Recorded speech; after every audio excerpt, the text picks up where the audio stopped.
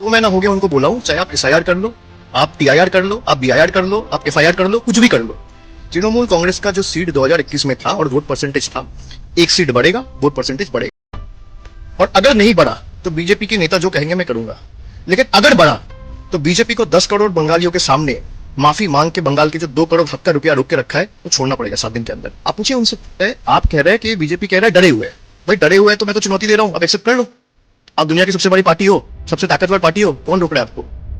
मैं तो खुला बोल रहा हूं।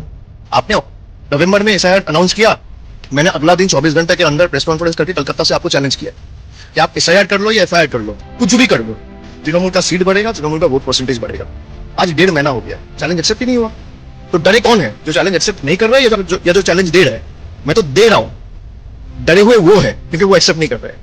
এখন অব্দি যা যা বলেছেন, প্রথমে বললেন যে সৌমিত্র খান তিনি যদি একটা বুথে যেতেন তাহলে আমি রাজনীতি ছেড়ে দেবো বলেছিলেন তো।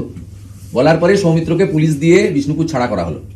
সুপ্রিম কোর্ট থেকে বেল নিলেন 2019-এ, কন্ডিশনাল বেল, বলা হলো বিষ্ণুপুর বা বাঁকুড়া জেলায় ঢুকতে পারবেন না।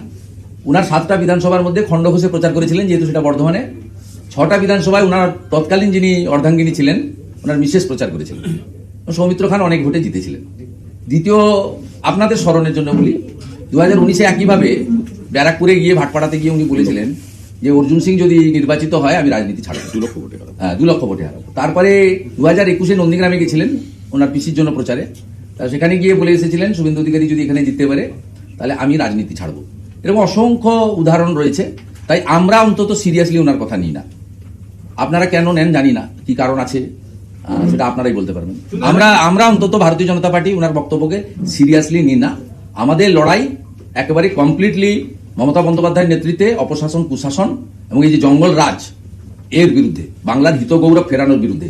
মূল সুর বেঁধে দিয়ে গেছেন কিছুদিন আগে মেট্রো উদ্বোধনে এসে আমাদের মূল প্রচারক, যার ছবিকে রেখে, যার কথাকে নিয়ে আমরা নির্বাচনে লড়ি, রাজ্যে রাজ্যে জিতি, নরেন্দ্র মোদী।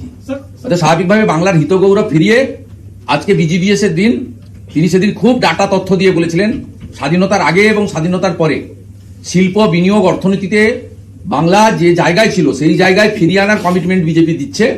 আমি গ্যারেন্টি দিচ্ছি। এই ভাষা তিনি অত্যন্ত দ্ব্যর্থহীন ভাষায় বলেছিলেন, যাকে বলেন একবারে ভিতর থেকে উইল ফোর্স কাজ করেছিল ওনার সেই দিন। আমি এই জায়গায় আনবো, আমি আপনাদের কমিটমেন্ট দিচ্ছি। তাই সেই লক্ষ্যে আমরা লড়াইটা করব।